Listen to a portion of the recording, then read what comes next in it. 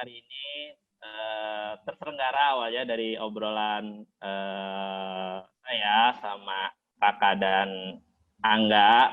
Gimana sih biar kita bisa produktif? Ya sudah, sekalian aja kita mengadakan sebuah forum yang ya bincang-bincang kecil sore gini lah gitu, yang narasumbernya berbobot nih gitu. Akhirnya aku mengundang Lani dan mengundang Bashir yang sudah berpengalaman untuk bisa sedikit berbagi kisahnya. Termasuk Raka dan Angga nanti berbagi kisahnya gimana sih bisa tetap produktif di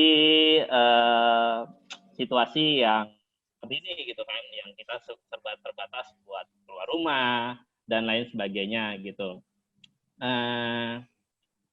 Mungkin bisa diawali nih kisahnya Lani yang merupakan apa ya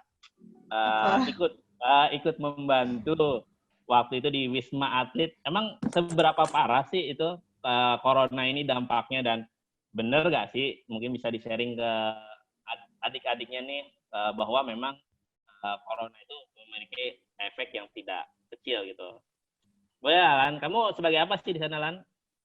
Wisma Atlet itu. Sebelumnya terima kasih Bapak Nugrah yang udah ngajakin ngobrol-ngobrol, ketemu sama adik-adik ya, teman-teman dari SMK Plus. Apa namanya Mas? Pelita Nusantara. Oke, SMK Plus Pelita Nusantara. Jadi cerita sedikit ya soal kegiatan selama di Wisma Atlet itu. Jadi akhir Maret itu Presiden minta kalau Wisma Atlet bisa dijadiin rumah sakit darurat penanganan COVID-19. Awalnya itu prosesnya benar-benar sangat singkat. Jadi hari Rabu, instruksi itu datang, dan kondisinya udah segenting itu, kebutuhannya udah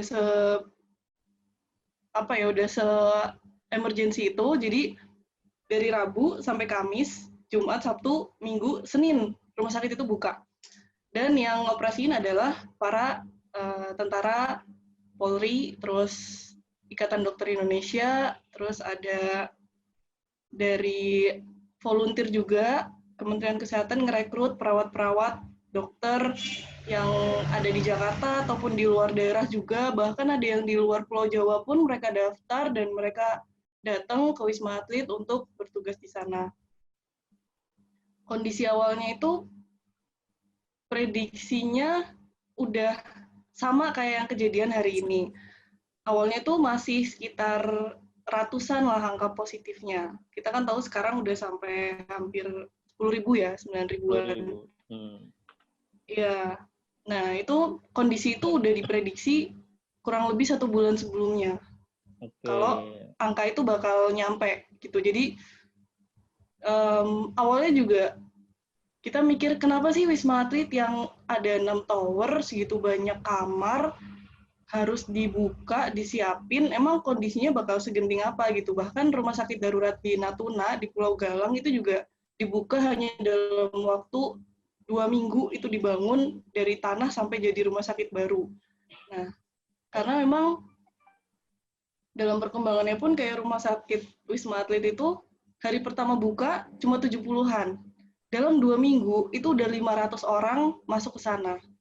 Awalnya masih positif, ringan, terus pasien dalam pengawasan, terus orang dalam pengawasan yang masih ringan gitu, gangguan respirasinya masih ringan.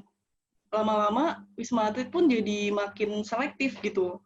Yang masuk ke sana akhirnya yang benar-benar butuh penanganan karena gangguan respirasinya butuh penanganan dokter, penanganan perawat gitu, dan sampai sekarang pun masih terus jalan. Ya mudah-mudahan sih bisa cepat selesai ya wabah ini gitu. Karena persiapan yang disiapin di Wisma Atlet pun sampai Juni, Juli pun mereka tetap siap untuk operasi rumah sakit itu. Gitu. Kalau tugasnya, karena saya termasuk relawan non-medis, jadi kayak ngebantuin tentara-tentara, TNI itu buat tugas administratif. Jadi di bagian logistik itu kan setiap hari nerima bantuan, terus ada permintaan barang buat ini bagian rumah sakit butuh PC, butuh laptop, butuh printer segala macem, sampai perintilan kayak butuh papan jalan, butuh pulpen, butuh alat tulis segala macem, itu di bagian tempat aku gitu. Terus kelihatannya kecil, cuma hal itu bener-bener namanya rumah sakit darurat. Jadi setiap hari dari jam 7:30 sampai jam 9 malam selama 2 minggu, dan itu Sabtu Minggu pun tetap masuk, tetap kerja gitu. Ya semua bener-bener mikirin gimana lah ngasih yang terbaik buat pelayanan rumah sakit, intinya gitu. Oke, jadi serius itulah. Jadi segenting itu ya, dari angka yang 70 dalam waktu 2 minggu sudah 500 gitu. Yap. Jadi apa yang kita saksikan di televisi itu nggak bohong ya, bahwa memang sedemikian mudahnya tertular dan berbahayanya virus corona tersebut ya. Iya, jadi teman-teman bisa bayangin, kita bisa tahu kita positif atau enggak itu kan karena kita dites, tes swab, tes PCR, tes rapid test itu yang paling sederhana. Kalau jumlah orang yang dites itu makin banyak, ya jelas kita bakal makin tahu sebenarnya angka realnya berapa sih gitu. Sementara di Indonesia, terutama di Jakarta itu baru mulai aktif rapid test aja itu di akhir Maret. Jadi baru sekitar 1 bulan ya. Dan alat itu baru nyebar sampai ke daerah-daerah. Dan bahkan di daerah kayak saya kan dari Purwokerto ya, dari Banyumas. Itu awal-awal kejadian bahkan sampai Maret, gue tahu hasil tesnya positif atau enggak itu butuh waktu 2 minggu. Karena hasil tes darah kita harus dikirim ke Jakarta. Itu kalau yang posisinya di daerah. Jadi kenapa angkanya sekarang makin naik, karena sebenarnya barangkali yang udah punya gejala itu banyak. Cuma yang dapat akses buat dites itu belum banyak. Kayak sekarang gitu. Sekarang kan kita datang ke klinik berbayar juga bisa. Terus pemerintah daerah juga banyak yang mulai ngeluarin biaya lah buat ngadain alat-alat tes itu biar ngejangkau sampai ke daerah-daerah. Tuh. Oke, jadi clear ya bahwa penting banget kita mencegah atau enggak, paling enggak meminimalisir lah ya dampak dari pandemi corona ini. Paling enggak kita yang bukan relawan nih sebagai masyarakat, khususnya remaja lah, penting banget berarti kesadaran untuk menjaga jarak, tidak berkumpul rame-rame, bahkan kalau bisa di rumah aja, benar seperti itu ya Lan ya? Iya, benar banget.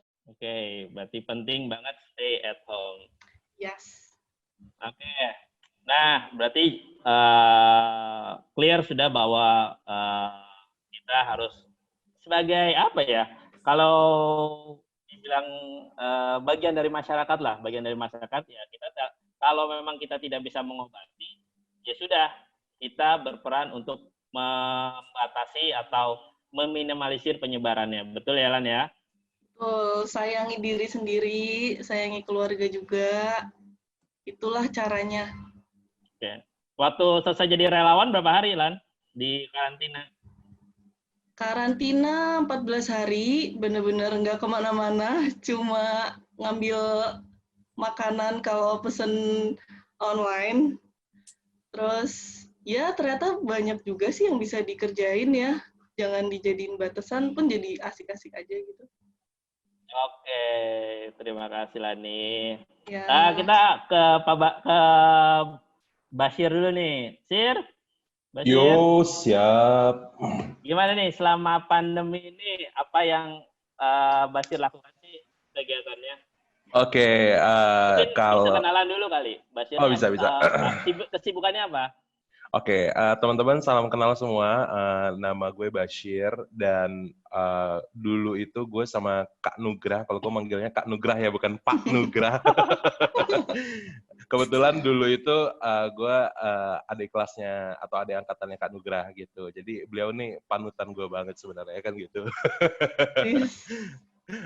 Sekarang sih lagi di Medan, jadi kita lagi diamanatkan untuk mengurus namanya Yayasan Profesor Dr. Haji Kadirun Yahya. Nah, tapi kalau orang taunya tuh kalau di Medan itu namanya Yayasan Pancabudi.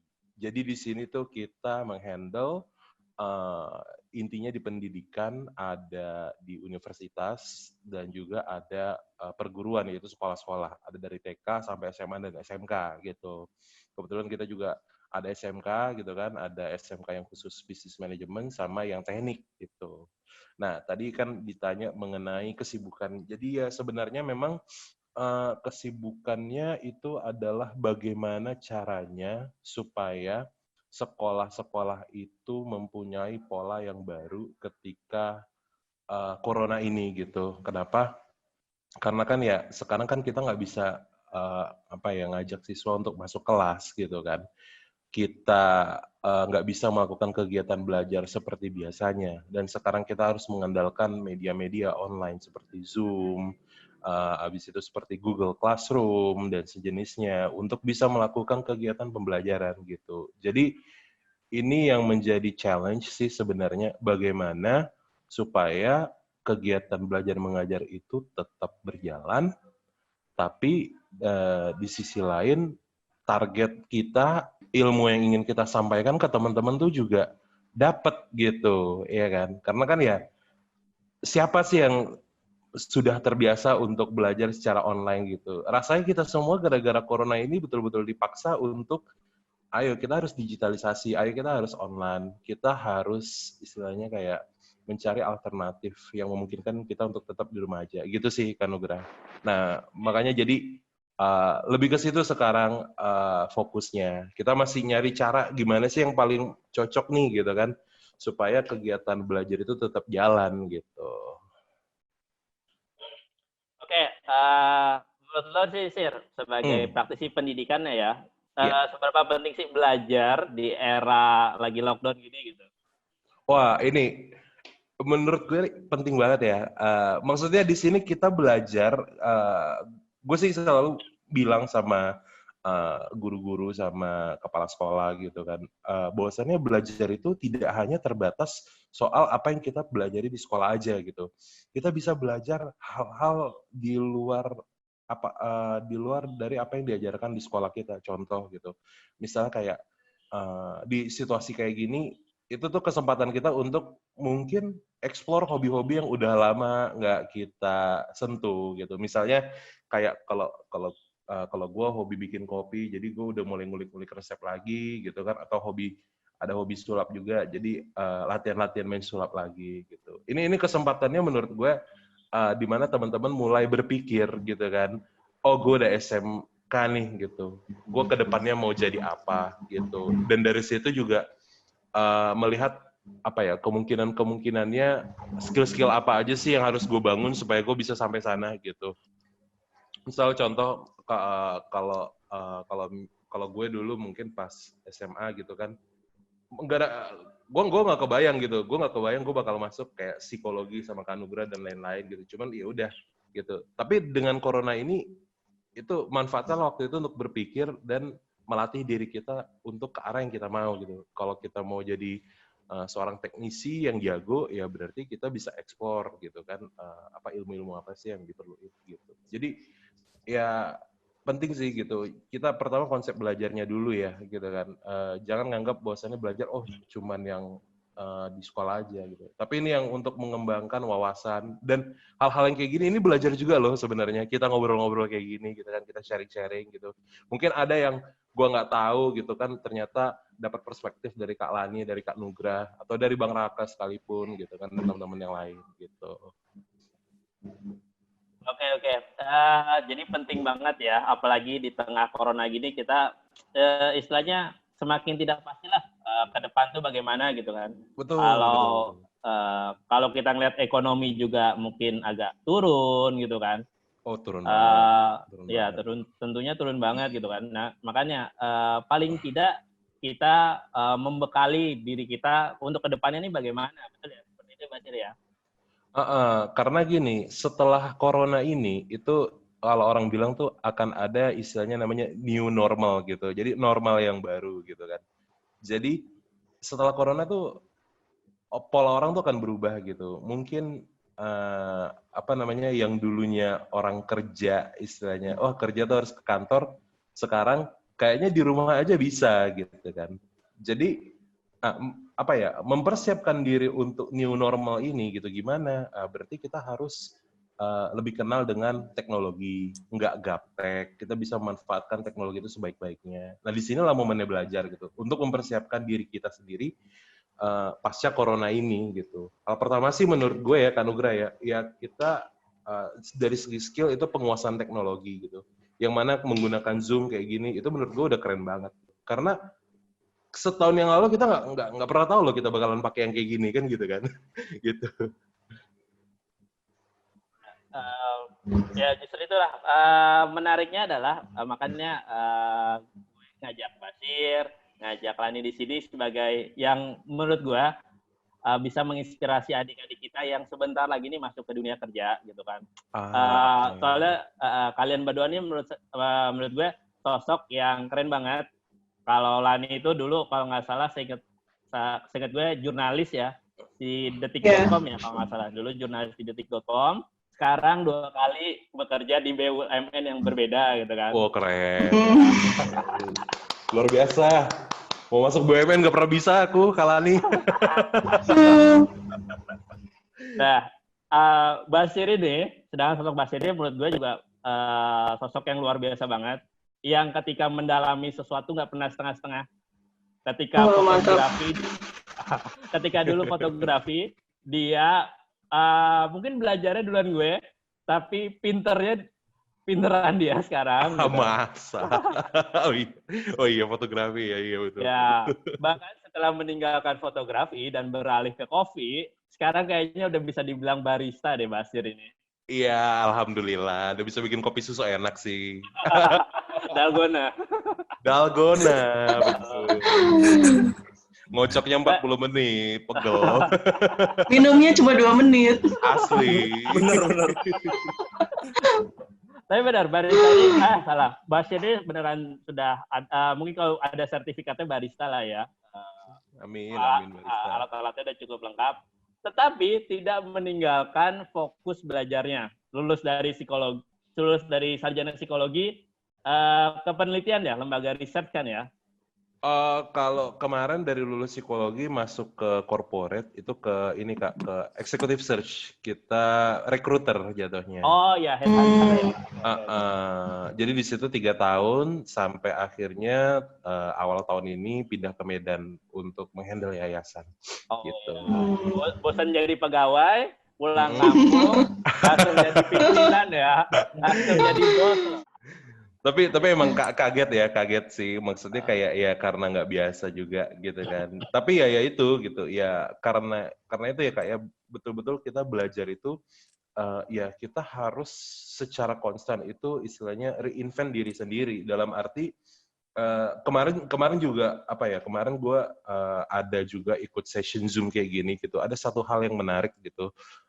Sebenarnya untuk bisa sukses gitu kan, kemampuan apa sih yang kita butuhkan gitu. Dia bilang di situ kemampuan yang kita butuhkan adalah untuk unlearn. Unlearn nih maksudnya gimana? Bagaimana kita bisa mempelajari ulang apa yang kita ketahui tentang apapun gitu.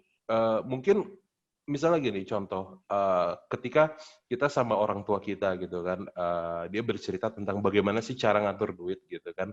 Nah, kita istilahnya unlearn gitu, kita mempelajari ulang apakah betul itu cara yang benar atau jangan-jangan caranya memang sudah tidak sesuai dengan kondisi yang sekarang gitu kan. Jadi ya bisa jadi apa yang dikasih tahu gitu kan sama orang ke kita gitu kan, orang yang lebih tua, orang yang lebih senior ke kita gitu kan, istilahnya kayak belum tentu memang sesuai dengan kondisinya. Nah disinilah kita perlu bisa berpikir kritis, kita perlu bisa menimbang-nimbang apa sih yang sesuai dengan kondisi yang sekarang. Gitu sih Kak Nugra. Makanya Apalagi di tengah yang beberapa pakar bilang kita nggak tahu nih corona selesainya kapan gitu. Bahkan sampai Iya, sampai muncul yang istilah baru the new normal gitu kan. the Berarti new normal. kondisi normal yang baru gitu. Betul, Akhirnya betul. konsekuensinya adalah ketika kondisi normal yang baru bahwa akan hilang juga pekerjaan-pekerjaan yang sudah ada sebelumnya. Oh iya, ya, betul. Ya, tapi bukan berarti kita negatif di situ kan. Ketika pekerjaan Heeh. lama hilang, tentunya pekerjaan-pekerjaan baru itu akan muncul. Betul. Makanya Dan sekarang yang terjadi ya, betul, yang lo prediksi benar banget, Kak. Makanya sekarang yang terjadi orang itu berbondong-bondong untuk belajar lagi gitu loh. Di korporat di perusahaan orang tuh lagi gaung-gaungin ayo training, bahkan istilahnya budaya belajar gitu. Jadi bukan belajar tentang apanya, tapi budaya untuk terbiasa belajarnya itu yang lagi dia gaung-gaungkan malah sebenarnya sekarang ini. Gitu. Oke, budaya belajar apalagi terhadap the new normal ini gitu kan ya. Yes, betul. Oke. Nah, salah satu aspek yang menurut gue akan kira-kira tetap hot lah di tengah krisis pandemi ini itu aspek dunia digital, apalagi industri kreatif dunia digital. Ya nggak sih? Jadi paling nggak nih kan ya orang-orang tua lah ya gitu. Bahkan beberapa teman-teman yang sudah senior itu akhirnya mau nggak mau belajar Zoom, belajar alat-alat lah yang digital itu sendiri gitu. Jadi kayaknya aspek dunia digital itu masih akan terus berkembang apalagi di tengah pandemi seperti ini ya kan ya. Ke depan nih prospeknya bagus banget karena dua remaja ini gitu. Walaupun masih muda dan di tengah krisis ini mereka tetap produktif. Yang pertama ini Raka, dia menurut gue ini produktif banget di tengah pandemi ini sama Angga.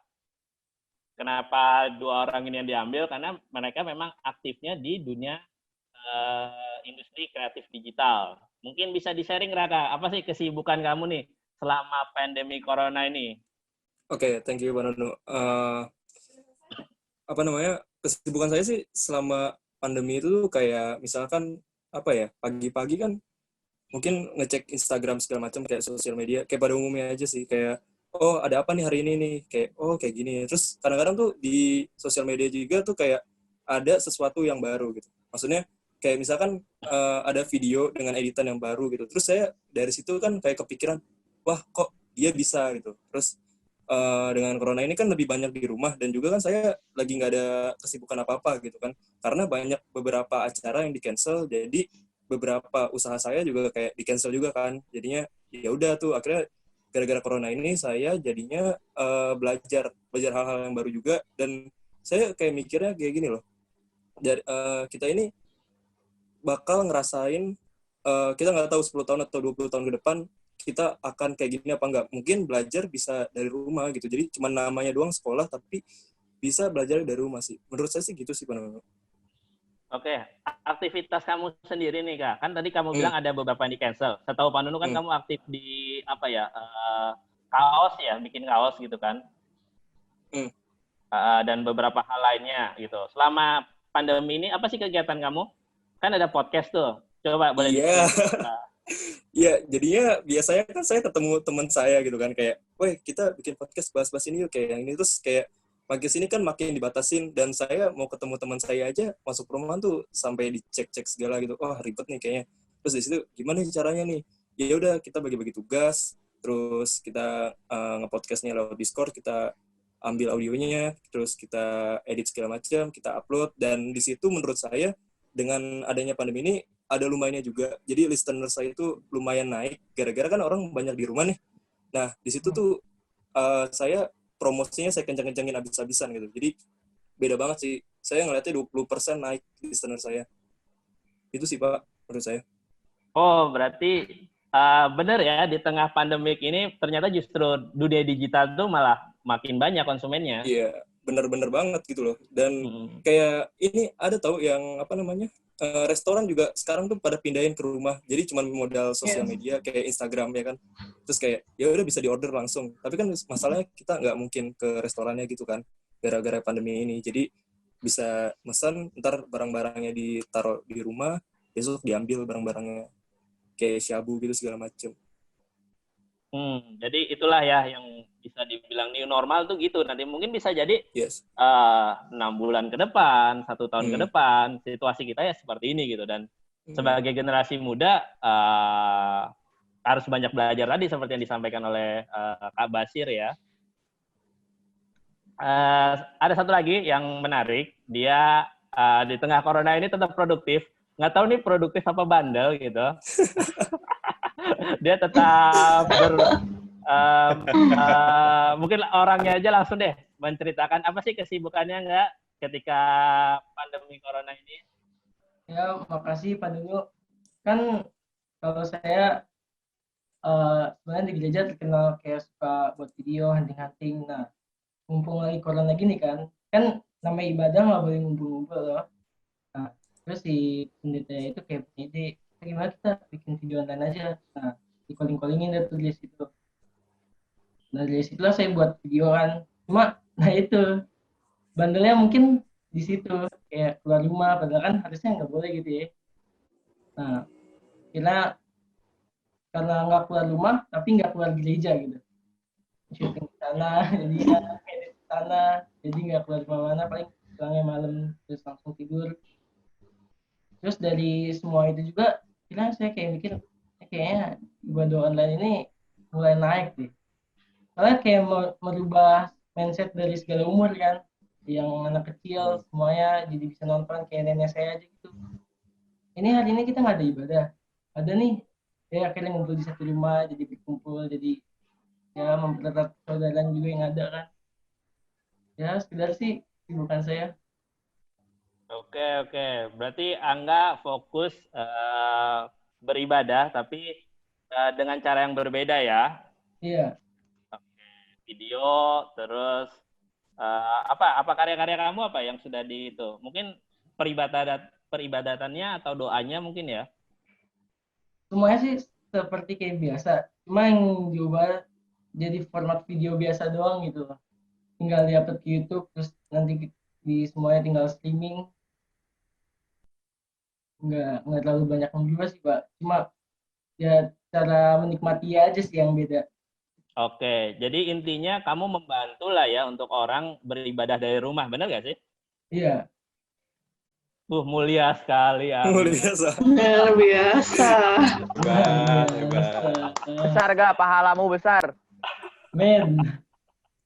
Oke, Lani nih memandang Raka dan Angga nih, gimana sih menurut Lani sendiri?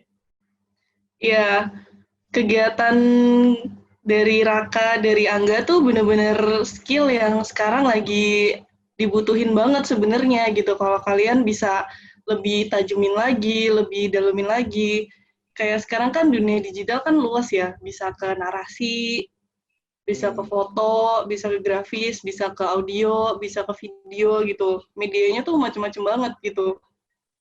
Jadi di saat kayak gini justru ya udah nikmatin aja. Terus kayak tadi Mas Bashir, Mas Nugrah juga sampaikan, ya salah satu kegiatan yang bisa dilakuin kan belajar itu kan macam-macam ya. Kayak tadi Raka dari ngelihat misalnya di Instagram ini orang-orang bisa-bisaan aja nih bikin apa sih kayak challenge gitu, terus ngeditnya jadi menarik. Itu kan jadi salah satu ya belajar sih. Cuma kalau kebanyakan juga nagih kali ya.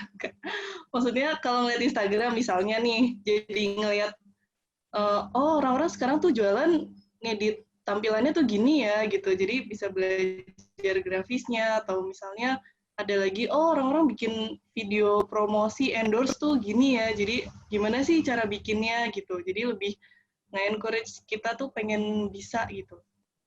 Itu aja udah oke. Oke, kalau dipandang pengalaman dulu Lani nih, dulu kan bisa SP itu sarjana apa? Sarjana pertanian. Sarjana pertanian. Gimana kisahnya seorang sarjana pertanian bisa masuk ke detik.com? Saat itu ngetop banget loh detik.com. Iya, saat itu media yang dibaca sama 80 juta orang setiap harinya. Dan jadi yang clickersnya tuh paling tinggi di antara media lain memang. Jadi kok bisa gitu?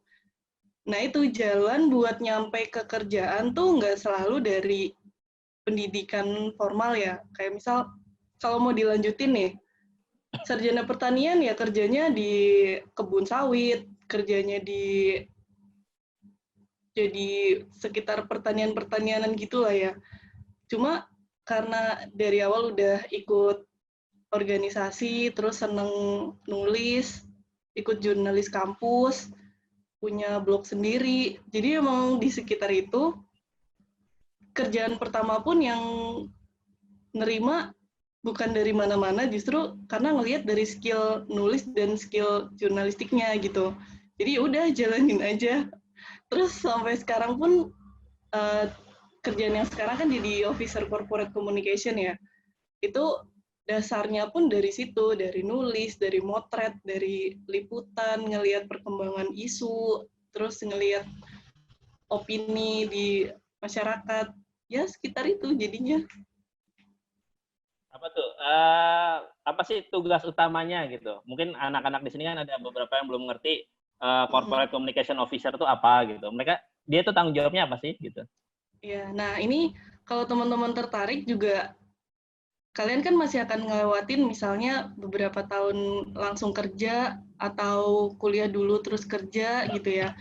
Kalian masih punya beberapa tahun lah untuk mempersiapkan diri gitu, ngebangun skill.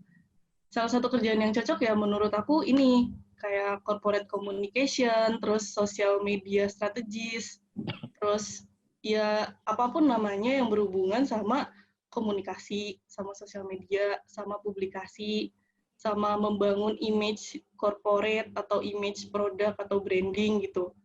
Dari tadi banyak cara, kayak sekarang kan mainan buat publish brand atau perusahaan kan banyak ya, dari YouTube, dari Instagram, Facebook, LinkedIn, terus podcast juga bisa. Itu semuanya punya target yang beda, terus bikin kontennya juga beda, dan itu butuh skill yang macem-macem harus bisa sekalian gitu. Kayak misal Angga sekarang lagi ngedalemin videonya, coba lagi set lagi di editingnya gitu. Kalau misal Raka di podcast juga, gimana sih idenya bisa lebih relate atau bisa lebih luas lagi gitu. Jadi banyak hal yang sebenarnya dari yang teman-teman sekarang kerjain mungkin kelihatannya kecil gitu. Mungkin cuma motret, mungkin cuma suka bikin grafis-grafis sederhana pakai alat gratisan pun nggak apa-apa gitu. Karena itu kedepannya pekerjaan itu akan ke arah sana gitu. Gitu kurang. Mau nanya dong ke Kalani, boleh nggak sih? Boleh, boleh. Boleh. Kan aku baca, apa bahasanya ya?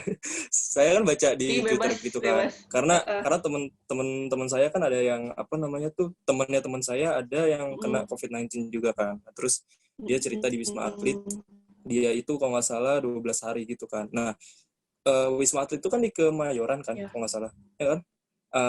Itu tuh yang masuk Wisma Atlet itu orang-orang yang kena COVID-19 di daerah Jakarta aja, atau emang dari luar atau gimana? Nah, jadi kalau sekarang dari Jakarta sama dari sekitar Jakarta ya, dari Bekasi, Jabodetabek lah itu masih bisa. Terus selain dari wilayahnya, dilihat lagi. Jadi dia punya gangguan respiratori atau enggak. Misalnya kayak pernafasan nih, dia udah mulai sesak, udah mulai keluar lendir dahak yang ngeganggu pernafasan, dia nggak bisa aktivitas sendiri. Nah, itu pun harus lewat konfirmasi dulu. Misalnya ada, ini sekaligus informasi sih buat teman-teman kalau ada saudara, tetangga gitu, misalnya kontak ke rumah sakit terdekat tuh belum tentu rumah sakit itu menerima pasien yang walaupun belum positif, tapi dia punya gejala, rumah sakit itu belum tentu bisa langsung nerima. Baiknya coba ditelepon ke 119, itu call center yang langsung kehubung sama dokter-dokter yang markasnya di Wisma Atlet. Jadi nanti dokter itu putusin kalau misal masih bisa masuk kualifikasinya Wisma Atlet sampai positif ringan, dia akan langsung ya udah datang aja ke IGD nanti udah dapat slotnya gitu. Karena banyak yang ngantri di luar Wisma Atlet, pakai mobil berurutan, bahkan pakai kendaraan umum, itu belum bisa masuk karena itu tadi kena screening prioritas gitu. Oke, Lan. Berapa tadi nomornya? 119? Yap. Oh ya, 119 ya, bukan 14022. Itu ya itu KFC soalnya. Atau 14045. Iya. Itu baik nih.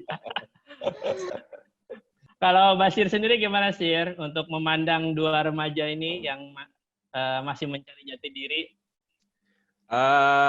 Nih ya, kalau menurut gue malah ngiri gitu, kayak anjir kok keren banget sih bisa bikin podcast, bisa bikin video gitu kan. Sementara kayak gue yang udah lama banget pengen bikin kayak gitu, itu masih kayak belum ada waktu untuk melakukan itu. Dan menurut gue itu keren gitu. Dan setuju kayak yang Lani bilang, memang itu skill-skill yang akan dibutuhkan gitu. Jadi bayangkan itu jatuhnya kan ke konten ya gitu kan. Nah, menurut gue ke depannya ke new normal ini juga ya salah satunya orang-orang itu akan melihat konten gitu. Jadi secara personal gitu kan, misal kalau gue melihat Raka ya gue mengenal Raka akan dari kontennya. Gue mengenal Angga juga sama dari kontennya dia. Oh, konten dia apa? Itulah yang mendefinisikan identitas dia gitu kan. Itulah yang tadi kalau Lani bilang tuh branding. Gimana caranya kita menancapkan identitas kita di media sosial. Dan jujur aja, kalau sekarang malah ya gue jadi berpikir gitu. Jadi karena gue ngeliat Raka, gue ngeliat Angga, sekarang gue ada ide kayaknya keren deh kalau di sekolah gue bikin podcast gitu kan. Kayak seminggu sekali antara SD, SMP, SMA, kita ngebahas banyak hal gitu kan. Jadi bisa menjadi sesuatu yang baru. Itu bisa jadi promosi juga kan buat sekolah gue gitu kan. Di sisi lain, oh iya kita menerima digitalisasi loh gitu. Dan juga kita bisa mengedukasi orang-orang yang saat ini memang kita nggak bisa ngumpul gitu kan. Tapi kita bisa tetap memberikan edukasi juga ke orang tua, ke siswa-siswa atau bahkan ke orang luar gitu. Makanya Kak, jadi ya inilah betul pekerjaan-pekerjaan ke depannya tuh ya bakal kayak gini gitu. Kita bisa dari rumah aja gitu. Bahkan mungkin gue percaya sih kayak 20, 30 atau 40 tahun lagi, mungkin kita nggak harus keluar rumah untuk kerja. Jangan-jangan kita tuh kayak main game gitu loh, kayak kita tuh nggak ada perusahaan gitu kan. Maksudnya ini berpikir liar aja ya. Kita nggak ada perusahaan, kita nggak ada company, tapi kita bisa ngambil kerjaan-kerjaan dari beberapa tempat sesuai dengan skill kita. Artinya kalau kayak Angga gitu kan, mungkin kayak kalau lo fokus di video, artinya mungkin entah 20, 30, 40 tahun ke depan, lo cuman kayak, oke, ini ada postingan kerjaan, gue bikin video ini, seminggu tuh gue bikin video aja. Gitu. Dan abis itu lo akan dibayar dari hasil kerja keras di situ gitu. Jadi lebih kayak ke freelancing sih gitu. Oke, terima kasih Bashir. Nah nih dari Angga sama Raka nih, ada nggak yang mau nanya ke Kak Lani dan Kak Bashir? Kayaknya kakak aja deh manggilnya. Masih muda dong. Dan Kak Nunu. Kak Nunu, siap. Ya. Aku coba tambahin dulu ya, Kak Nunu. Oke, silakan. Jadi buat teman-teman, walaupun nggak masuk kerja keterima secara kantoran gitu misalnya, itu juga kayak sekarang di tempatku kerja itu, kerjaan ini banyak banget. Banyak yang harus dipegang, sosial media aja banyak. Belum lagi megang keterbukaan informasi, belum megang relation sama stakeholder, belum megang yang lain lagi, pokoknya banyak gitu. Akhirnya kita putusin kerjaan yang bisa dikasih ke freelance, akan kita kasih ke freelance. Contohnya yang udah dikasih tuh kayak kita bikin buku perusahaan, kita coba gandeng jurnalis yang udah off buat ikutan reportase, ikut ngeliput, ikut wawancara gitu. Terus gandeng teman-teman yang punya skill layout juga buat nge-layout bukunya. Terus yang freelance buat proofreading atau baca sesuai kaidah bahasa Indonesianya, kita juga pakai freelance. Terus buat bikin website, buat translate websitenya yang bagus lah, bahasa Inggrisnya tuh layak buat dibaca sama investor luar pun akhirnya kita pakai freelance. Jadi dunia freelance tuh akan luas banget dan corporate tuh cuma jadi apa ya, kayak head office-nya aja gitu, wadah doang. Gitu sih. Oke, kita buka ke audiens nih, ada beberapa kan yang gabung bersama kita di sini. Ada hadiah menarik dari Lani ya. Yeay. Iya dong. Tapi Iya. sebelum nanya, cerita dulu apa sih yang paling produktifnya kalian deh pas selama sekolah belajar dari rumah, terus ya selama inilah aktivitasnya di rumah gitu. Sekalian cerita. Ayo silakan. Lumayan loh hadiahnya. Saya mau nanya dong, Pak. Saya kurang lebih mirip kayak Kak Bashir lah. Jadi bisa dibilang udah mulai ngulik-ngulik hobi lama lagi. Maksudnya kan kalau kayak di sekolah waktunya lebih kemakan di sekolah, kayak dari pagi sampai siang, sampai sore gitu di sekolah. Nah terus ini sekarang lagi di rumah terus kan, jadi bisa ngulik-ngulik hobi lagi, najemin skill lagi gitu sih kurang lebih. Hobi skill apa tuh? Kalau yang sekarang lagi saya tekunin sih lagi jalanin musiknya lagi, udah mulai Okay. kulik-kulik lagu-lagu lagi gitu sih kurang lebih. Oh, main musik apa nih? Saya main gitar, main drum bisa. Oke. Saya mau nanya ke Kalani kan background pendidikannya kan pertanian tadi ya. Yap. Tapi pernah bekerja di detik.com. Sebentar. Yeah. Terus berarti kan itu kan masuknya sebagai media ya, jurnalis. Iya, jadi jurnalis Detik Finance. Nah, kalau saya juga kan PKL-nya bisa dibilang di sebuah media game indie gitu. Nah, kalau Kalani sendiri kan berarti kan nggak punya background pendidikan jurnalis, tapi menemukan cara berpikir seperti jurnalisnya tuh gimana? Iya. Ini langsung dijawab aja? Ya, langsung dijawab. Oke. Menemukan cara berpikir seperti jurnalis. Sebenarnya awalnya juga jurnalis tuh cuma salah satu profesi yang kayaknya seru deh, bisa ketemu sama banyak orang, terus bisa menyalurkan rasa penasaran sama banyak hal gitu kan, setiap hari ketemu hal baru, terus nulis hal baru, kadang bisa nulis energi, bisa nulis soal masuk ke pasar, nulis harga cabai sekarang naik, terus besoknya nulis harga minyak dunia sekarang kayak gimana gitu. Jadi memang bekalnya itu yang terus jadi apinya itu ya rasa penasaran, terus yakin kalau yang kita kerjain ini bermanfaat gitu, emang seneng kita ngerjainnya gitu. Kayak waktu itu yang ada di pikiran tuh, oke, tanggung jawab jadi jurnalis Detik itu gede, terus tapi manfaatnya juga gede gitu, karena sekali kita masuk, itu dalam waktu beberapa bulan aja, kita udah bisa dikasih liputan yang lumayan penting gitu, bahkan buat nyari liputan langsung ke pimpinan-pimpinan kementerian atau BUMN gitu.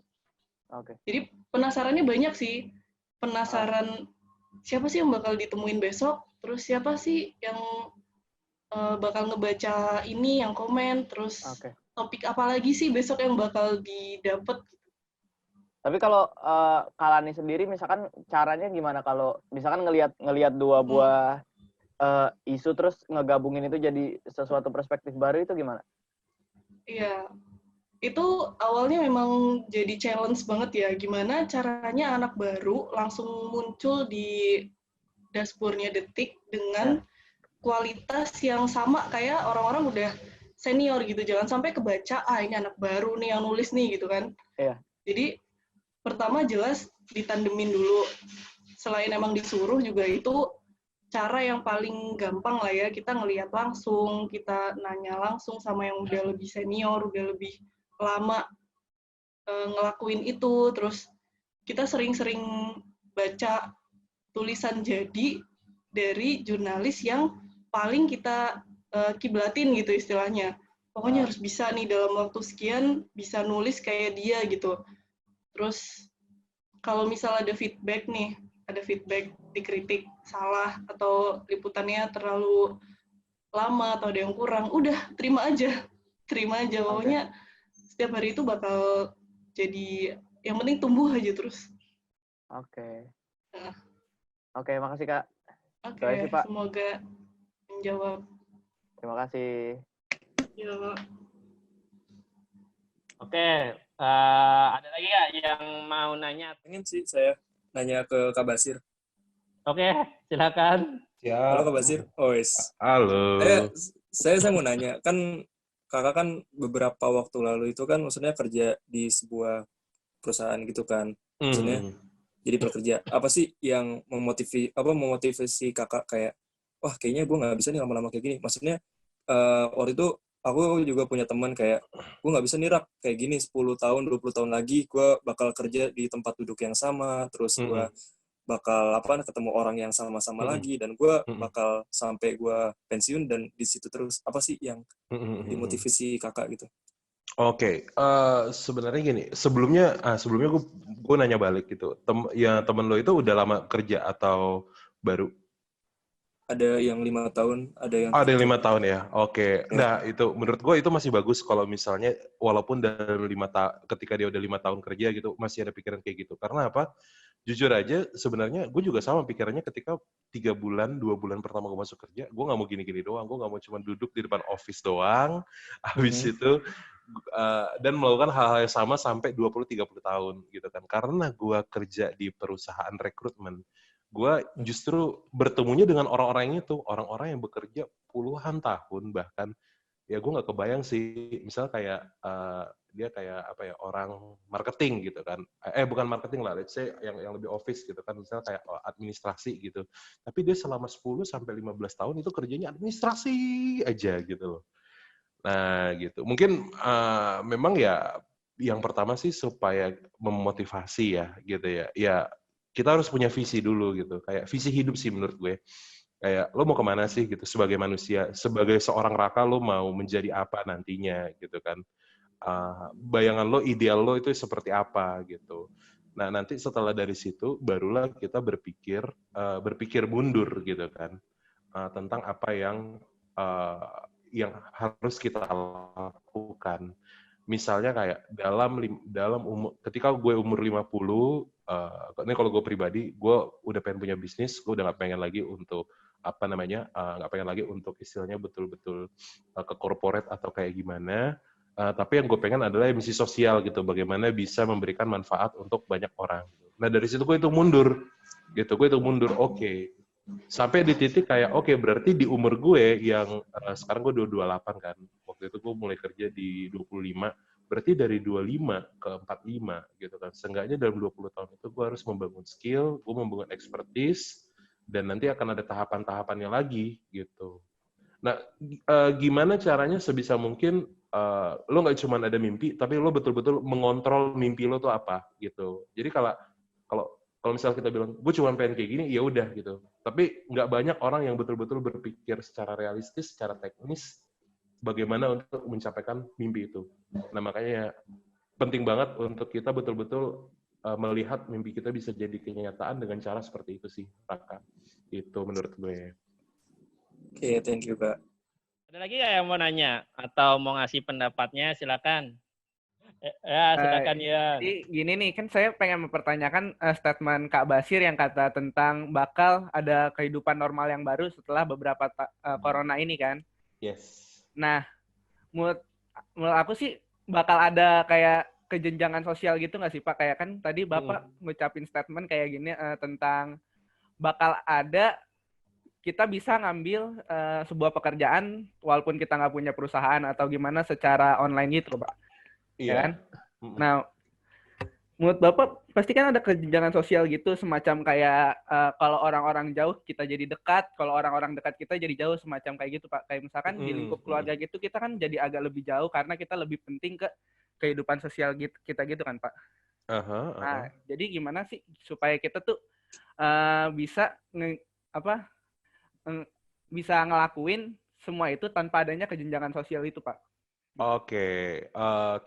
Jadi ini gue clarify dulu. Berarti ini lebih ke kejenjangan sosial. Bagaimana caranya kita menggunakan internet, gitu, teknologi untuk ke orang lain, gitu, Gian ya. Tapi kita tuh nggak kita tuh nggak merasa jauh sama orang-orang yang di dekat kita, gitu ya. Iya gitu Pak. Oke. Jadi, nah iya, memang sebenarnya di situ dia. Bagaimana cara kita bisa memilah-milah sih, gitu. Jadi memang ya kita pun juga ketika Nah, tantangannya di new normal itu salah satunya itu gitu loh. Ketika kita bisa bekerja dari rumah gitu kan, siapa yang akan mengontrol kita untuk supaya stop kerja kita harus melakukan yang lain, stop kerja kita harus peduli dengan kesehatan kita, peduli dengan hubungan kita gitu.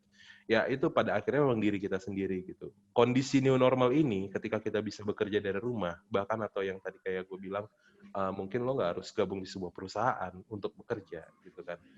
Ya balik lagi, kontrolnya tuh ada di diri sendiri gitu. Nah makanya dengan adanya kontrol di diri sendiri, ya kalau gue ya, ini kalau gue tuh set waktu gitu. Waktu gue untuk keluarga gue itu di jam berapa sampai jam berapa. Waktu gue untuk teman-teman gue itu dari jam berapa sampai jam berapa gitu. Contoh, ini aktivitas gue ya. Biasanya kalau hari-hari biasa, gue itu mulai itu dari jam 9 pagi sampai jam 5 sore gitu kan, untuk kerja, untuk koordinasi dan lain-lain. Nanti ketika gue buka puasa gitu kan, kalau di Medan ini kan buka puasa jam 6:30. Dari jam 6:30 sampai jam 8 itu adalah waktu gue di rumah bersama keluarga gue gitu.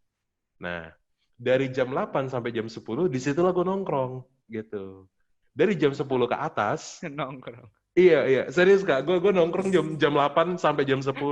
Baik itu online kayak gini, atau mungkin kayak, kalau di sini kayak gue ketemu tetangga gue gitu. Karena di sini kita satu komplek gede gitu Kak, Anugerah tempatnya. Oke. Jadi dari jam 8 sampai jam 10, itu ya gue, nongkrong di luar.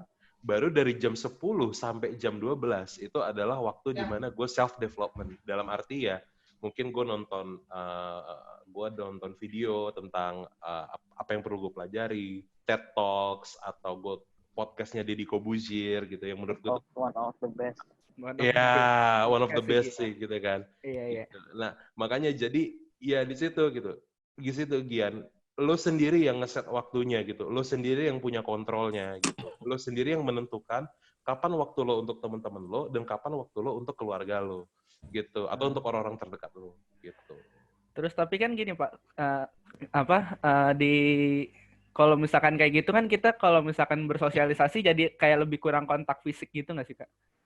Semacam kita kayak bakal lebih jarang berjabat tangan atau nggak kayak gimana gitu kan, kita bakal hal biasa mungkin ya di masa depan kayak gitu ya. Iya, justru itu kan the new normal kan, makanya. Jadi bisa aja nanti kita nggak salaman gitu kan. Bisa aja nanti kita kayak orang Jepang yang menunduk gitu. Nah, tahu nggak kenapa orang Jepang itu dia ketika salaman tuh menunduk gitu? Karena memang dulu itu, ini yang gue sempat dengar ya, gue sharing sama beberapa teman juga. Karena mereka itu memang sering banget kena kondisi pandemi gitu. Jadi untuk menjaga kebersihan mereka, daripada mereka salaman, mereka tuh bowing kayak dudukin kepala gitu. Jadi nggak ada kontak fisik gitu. Ya bisa aja kegiatan aktivitas baru itu bisa aja gitu. Atau mungkin kita jadinya kayak kayak tangan emoticon gitu, sawadikap gitu kan. Oh iya mungkin. Bisa aja jadi kayak gitu. Jadi ada kemungkinan kita bisa kayak kultur sosialisasi kita mungkin bakal berubah pesat banget kali ya Kak. Bisa berubah. Nah, tergantung seberapa lama corona ini. Kalau misalnya corona ini mungkin, kalau diprediksi ada yang dibilang bulan Juli, Agustus itu dia udah mulai turun gitu kan. Ya mungkin perubahannya nggak terlalu banyak ya. Mungkin orang kayak masih recover, oke lah, mereka masih menjaga jarak. Tapi kalau let's say corona ini 2 tahun gitu, tiba-tiba dia 2 tahun gitu, di situ pasti berubah. Oh iya gitu. Akan berubah kebiasaan kita, cara nongkrong kita, cara temenan kita. Kita mau cari teman baru, mungkin kita masuk ke kayak ada satu aplikasi yang ada chatroom-nya gitu. Website gitu kan. Kalau dulu kan kalau pada tahu anak-anak yang tua-tua ini MIRC, ICQ gitu kan. Nah, kan Lani tahu berarti ya. Friendster. Iya, Friendster gitu. Kayak gitu, mungkin bentuknya yang lain sih. Iya. Kira-kira menjawab apa? Iya, makasih Kak. Sama-sama. Ya, jadi itu seperti yang kita bahas di awal sih, bahwa akan nanti muncul yang namanya new normal. Sebenarnya perubahan ini bukan baru kali ini aja terjadi gitu. Dulu juga Jepang juga waktu 80 era perpindahan dari manual ke komputer gitu kan, itu juga berubah kan, semuanya jadi ada new normal yang baru, apa-apa serba gadget gitu. Dan Jepang bisa beradaptasi dengan hal tersebut. Bahkan yang sudah tua-tua, yang sudah direktur-direktur, akhirnya belajar sama yang muda-muda.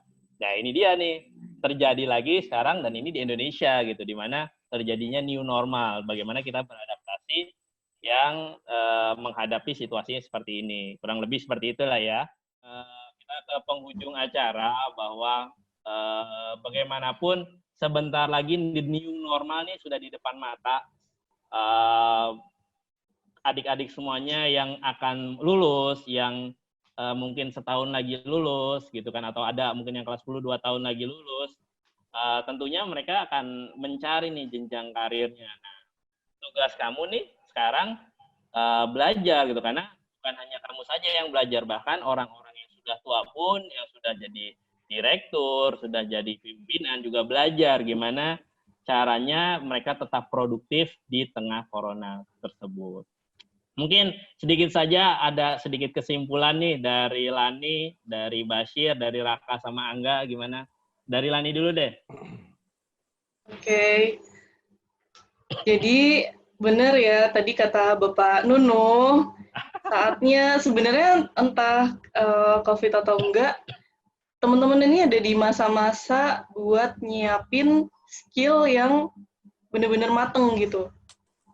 Pilihlah role model kalian. Misalnya, nggak apa-apa pengen jadi kayak Rachel V-nya yang omsetnya miliaran sekali posting di Instastory-nya itu bayar 5 juta, 7 juta, itu dia pasti punya tahapan, punya proses yang dia jalanin, bahkan mungkin dari seumur kalian sampai kayak sekarang, yang itu emang harus ditempuh proses itu gitu.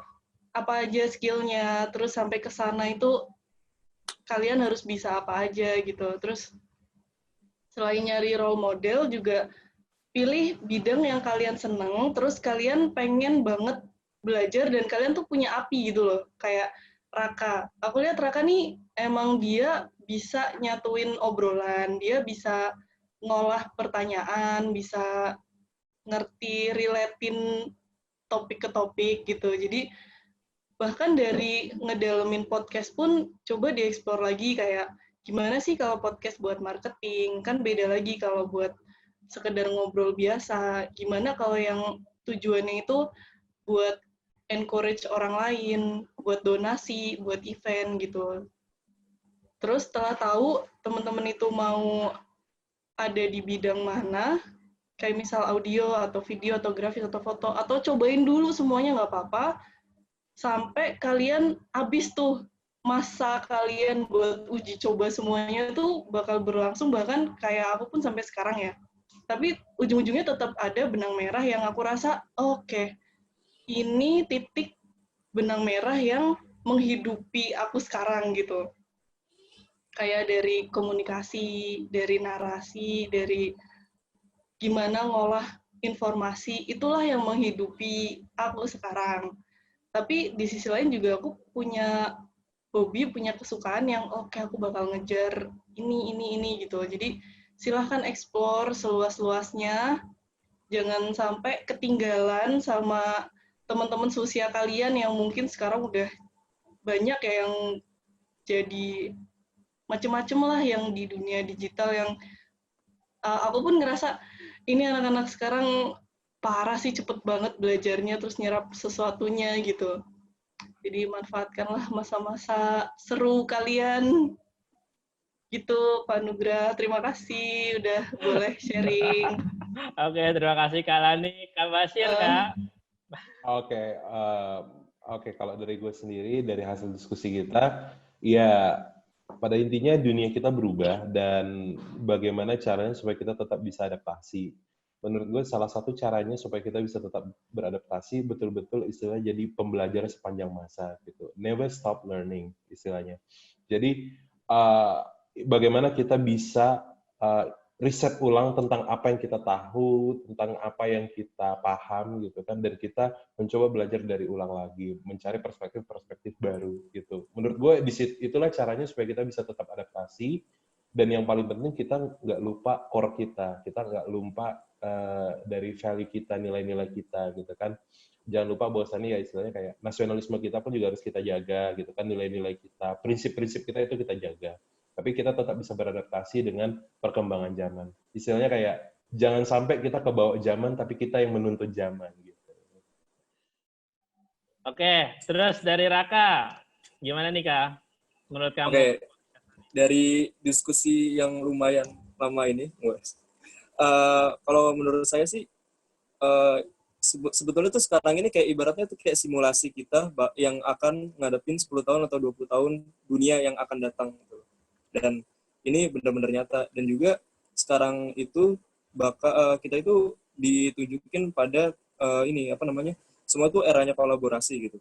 Kayak sekarang aja kita ngobrol aja dari latar belakang yang berbeda gitu kan. Dan menurut saya pribadi, saya selalu suka sama ngobrol nih dan saling tukar pikiran tuh sama latar belakang yang berbeda. Karena kita nggak tahu ini perspektifnya masing-masing orang tuh seperti apa gitu. Dan dari situ kita masih bisa ngambil garis benang merahnya gitu.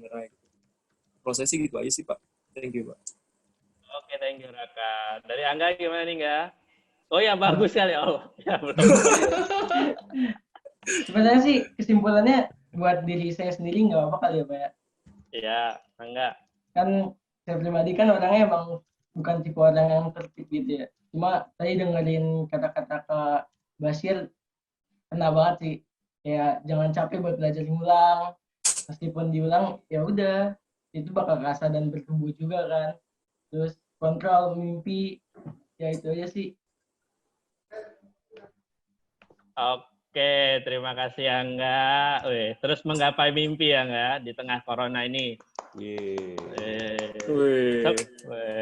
Sebenarnya kesimpulan dari Pak Nunu satu, bahwa menyelamatkan Indonesia atau bangsa itu nggak dari selonjoran di rumah aja, tapi tetap produktif di rumah. Benar, itu banget. kuncinya. Karena kita nggak tahu ke depan nih apa yang akan kita hadapi. Oke, demikian bincang-bincang sore kita pada sore hari ini. Terima kasih banyak yang sebesar-besarnya buat Kakak Lani, terima kasih yang sebesar-besarnya buat Kakak Bashir. Terima kasih juga buat semuanya.